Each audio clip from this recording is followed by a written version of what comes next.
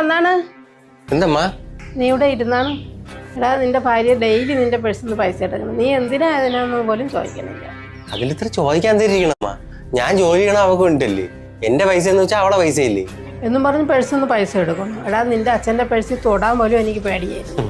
അത് അച്ഛൻ്റെ അമ്മേനും തെറ്റാണ്. എവിടെയെങ്കിലും എഴുതി വെച്ചിട്ടുണ്ടോ ഭർത്താവിന്റെ പേഴ്സ് ഭാര്യ എടുത്തുവിടാന്ന്? അമ്മയ്ക്കൊരു കാര്യം അറിയാമോ? 2 കൊല്ലം മുമ്പ് നമ്മൾ വാടകയ്ക്ക് ഇടുന്ന സമയത്തെ ഞാൻ ജോലി ചെയ്യുന്ന സ്ഥലത്ത് നിന്ന് എന്നെ പറഞ്ഞു വിട്ടായിരുന്നു. അന്ന് വീടിന്റെ റെന്റ് അടയ്ക്കാൻ പോലും എൻ്റെ കയ്യിൽ ഒരു പൈസ ഇല്ലായിരുന്നു. നിങ്ങൾ എന്തിനിങ്ങനെ ടെൻഷൻ അടിക്കണത്? എൻ്റെ ഉണ്ടായിരുന്ന സകലമാന സേവിങ്സും തീർന്നു. എങ്ങനെയെങ്കിലും കഷ്ടപ്പെട്ടാണ് വീടിന്റെ റെന്റ് തന്നെ അടച്ചത്. വീട്ടിലെ സാധനങ്ങൾ വാങ്ങിക്കാൻ പോലും ഒരു പൈസ എൻ്റെ ഇല്ല.